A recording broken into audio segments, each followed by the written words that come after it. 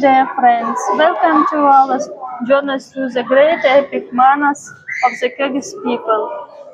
Today will be story about the deeds of the Batyr. Let's continue reading together. Chapter 21. Deeds of the Batyrs. My dear people, my pride and support, I forced you too much, forgive me. If I offended someone, forgive me. Those of you who are missing your family and your native land go home. People cried and laughed out of joy. Those who longed to go back were led by Bakai. Many decided to leave the foreign land and return to Talas. But Manas didn't think about going back. The news about the departure of the half of the Kyrgyz army reached the Chinese. Kongurbay never let go a spear, soaked and deadly poison. Night and day, he crouched near the palace to kill Manas. Kongurbay's informant, a Kalmak by name Manju, changed into the rags of a wanderer and strolled into the palace grounds on a black donkey. He met up with Shukuchu, Manas' cook. Without anyone noticing, Shukuchu gave the wanderer freshly baked bread. Manju hid it right away and delivered it to Kongurbay. There was a letter inside it that bread from Shukuchu. Kongurbay took the letter out and they started reading. My noble Kongurbay, listen to my difficult mission. I lived the miserable life of a slave among the Burut for many years, trying to find out Manasseh's weakness. He can't be killed by a bullet, but his weakness is known to me now. Manas Puis, write it down, he goes to the wild river. After washing before he prays, he stands alone, deep in these thoughts.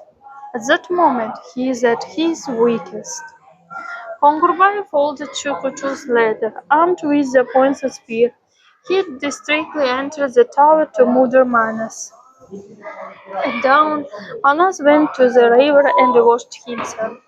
Manas stood on the shore deep in his thoughts, listening to the voice of water, the voice of eternity. At that moment, Kongurbay crouched behind him and pierced the poisoned spear into the Batyr's spine. Manas fell and hit the ground. I washed the poison off the wound. As soon as our Batyr gets better, we have to send him to Talas. He has to see his infant son. Alman, arrange for a trip home. Serga and I will tell our scouts what happened.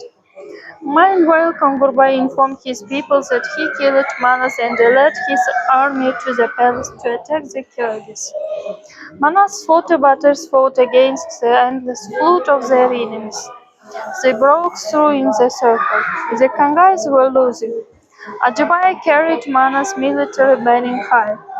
The Kangai army attacked again. In the dust, smoke, and fire, it was impossible to distinguish the Chinese from the Kyrgyz. Warriors died in the battle, as died their horses. Late Kokotai Son Bokmurun found himself in a visible spot, and a swift bullet tore through his shoulder. Kongurbay squad surrounded Almanbek, Chuvak, and Sirgari. Kongurbay was afraid of their courage and was determined to kill them first. Cowards, don't you dare retreat. Kill Sirgak and Chuvak. Destroy the traitor Almanbek. Friends, my brother, let's take turns hitting the enemy. Those who remain alive and reach Talas will tell about this hellish fight to Manas. I will start. You hide for now.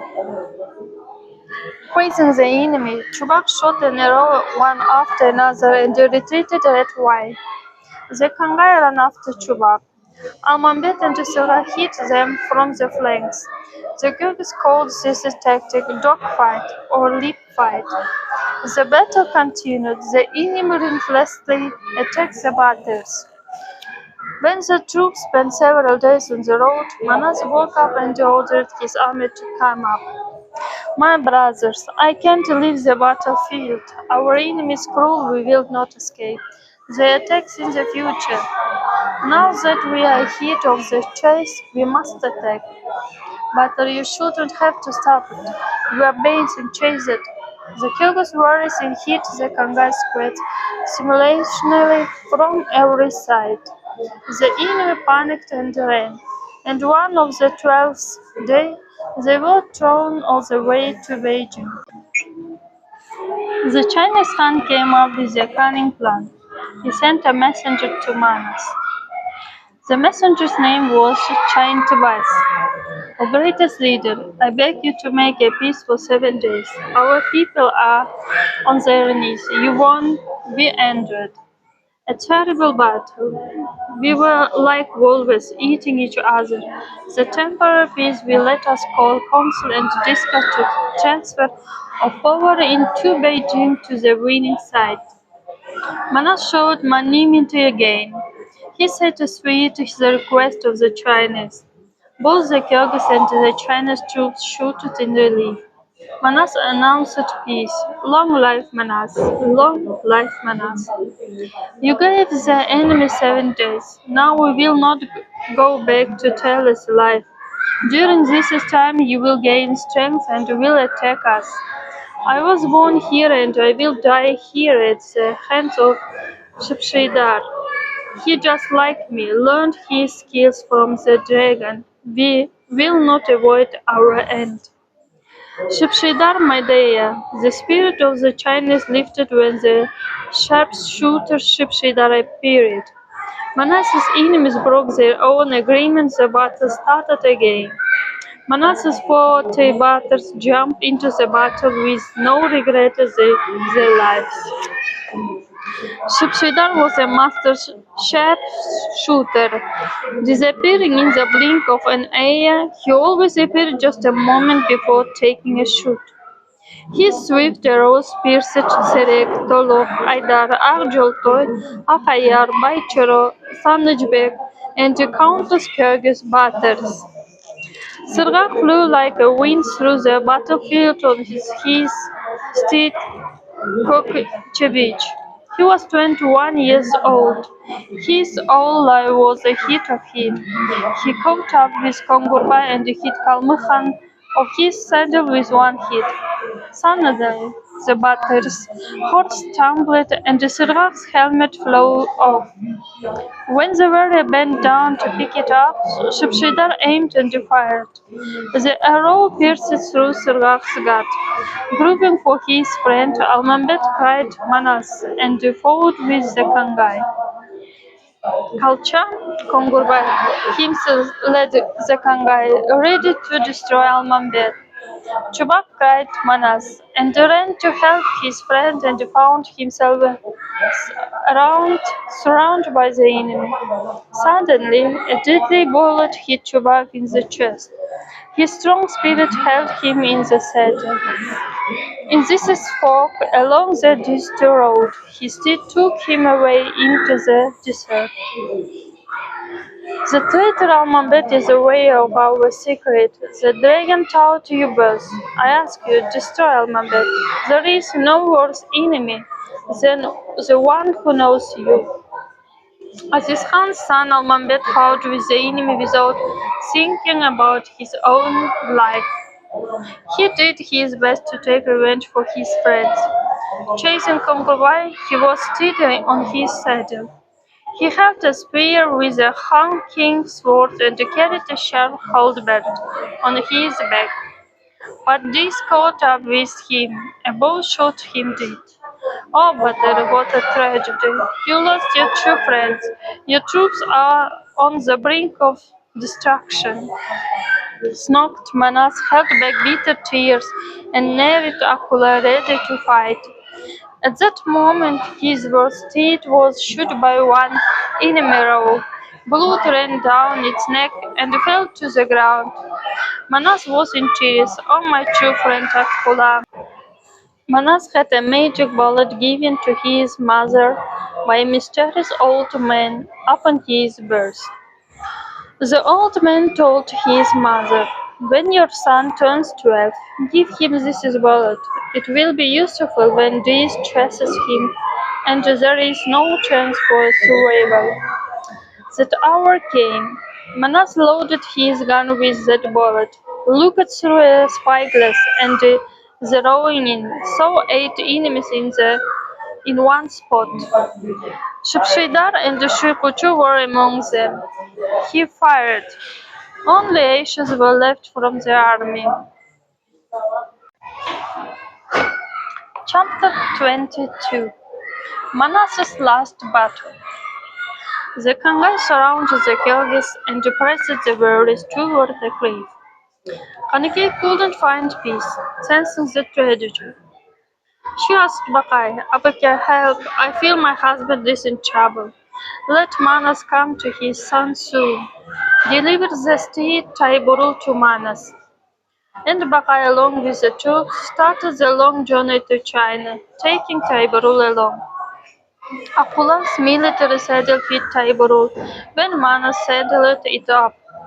Shanhan and the concubine were terrified and hid behind the taller walls. Open, open the gates. Suddenly a voice from the heaven spoke. "And this is war. Go back home. There you will find eternal peace."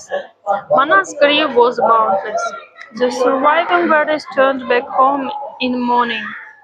Bakai built carriages from an evergreen tree and carefully placed his hand on them. Manas lost consciousness.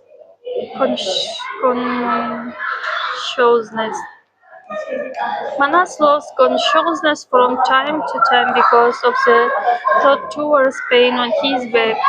They moved without stopping. Kanake, who had a back feeling, came out to meet Manas. In order not to look weak, Manas rode on a horseback, and both Taiburul and himself were in military armor. That's how he appeared to people. "From far away, Beijing, you have returned, my king. You gave the lives of your heroic battles to your enemies. Don't torture my soul, Ganesh.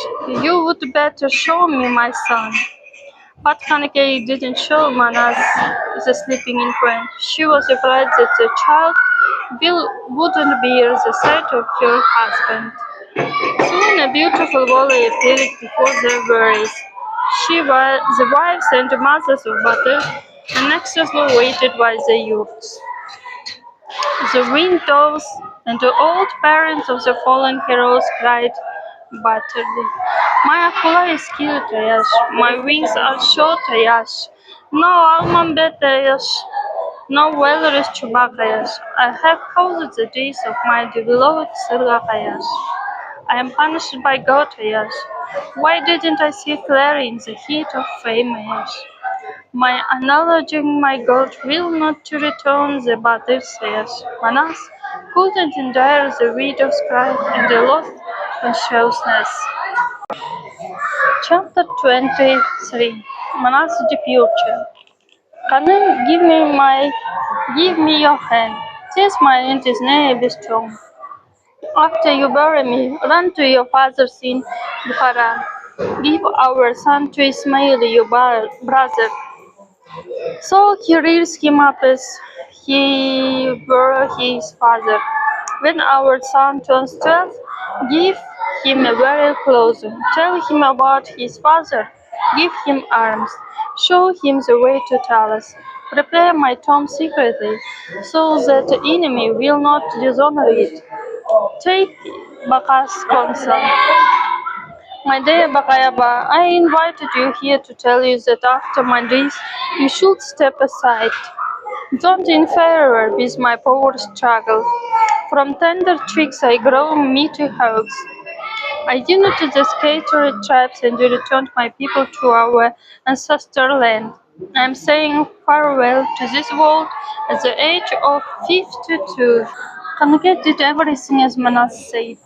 She built a mausoleum hidden from the 70 foreign hands.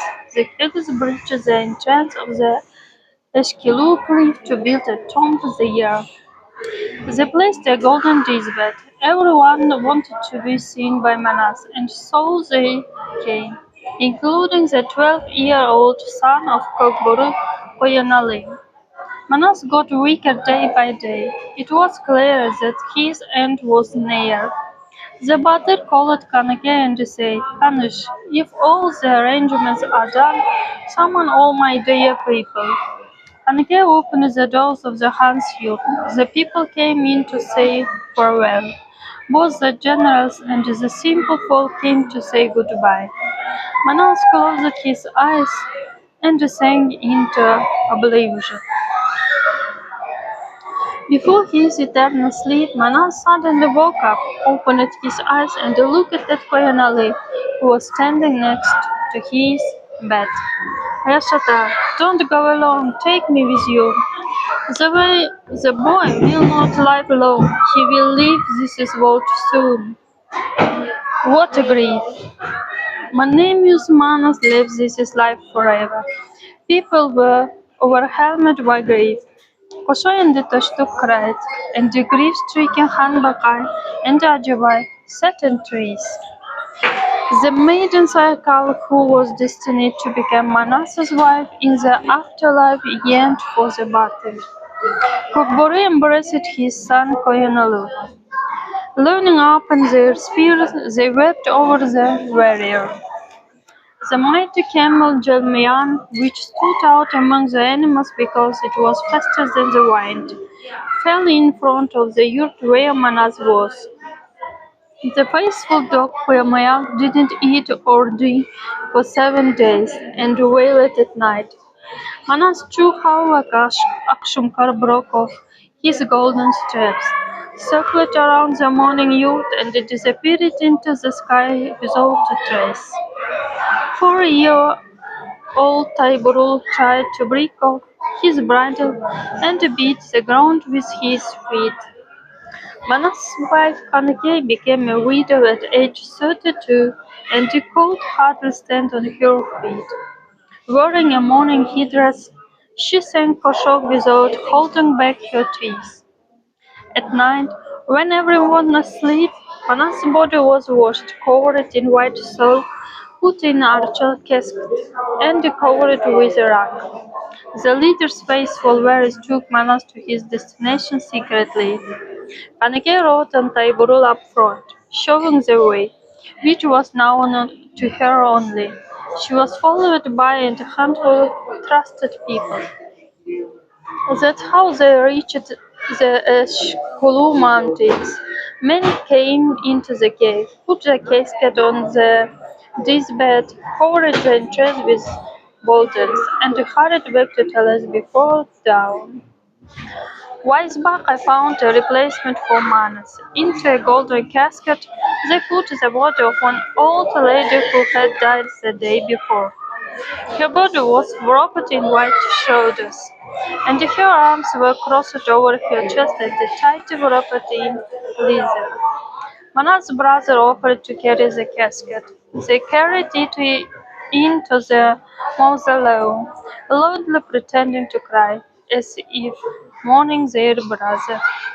But they did not know that it was not Hans but they buried in the mausoleum. After Manas' burial, old Koshoy Toshtuk and all of Manas's warriors swore to take care of Manas's son until he turned 12. They swore to arrange a ceremonial wake more lavish than Crocodile's wake. They parted in trees. Maiden Saikal went to her youth, and everyone discovered in the morning that her bed was empty. She joined her husband in the heavens. Manas' childhood friend Kokbaru, along with his son Koyanali, also went back home. On a mountain pass called Chambal they decided to take a rest. They unsaddled their horses and they lay down to sleep. The enemy Janali decided to kill Koyanali so that his father would die from grief. He shot the boy in the heart while he was asleep. then disappeared. In the morning, the father discovered that his son was nowhere to be found. The father went mad from grief, finally united with his Ayashata after his death. 10. In the meantime, misfortunes continued to come. Three Shor's brothers Abake and Ikabush attacked the late Han's widow and planned to kill Semetei, Manasseh's infant son. There was no ceremonial wake. No one came to give an oath of true service to Manas. To save their lives, Anake, with the help of Bakai, took her young son and Manasseh's mother, wise Chirde, and escaped to Bukhara, where her fathers lived. The end. My dear friends, we have reached the end of the story about Manas. It was the short version of the great epic Manas of Kyrgyz people. Together we discovered Manasseh's childhood, his victories, his marriage to Kanake, and his great campaign to China. I hope you enjoyed hearing this story. This is epic is the wisdom and the spirit of our people. Thank you for being with me on this journey. Let us keep the spirit Manas alive.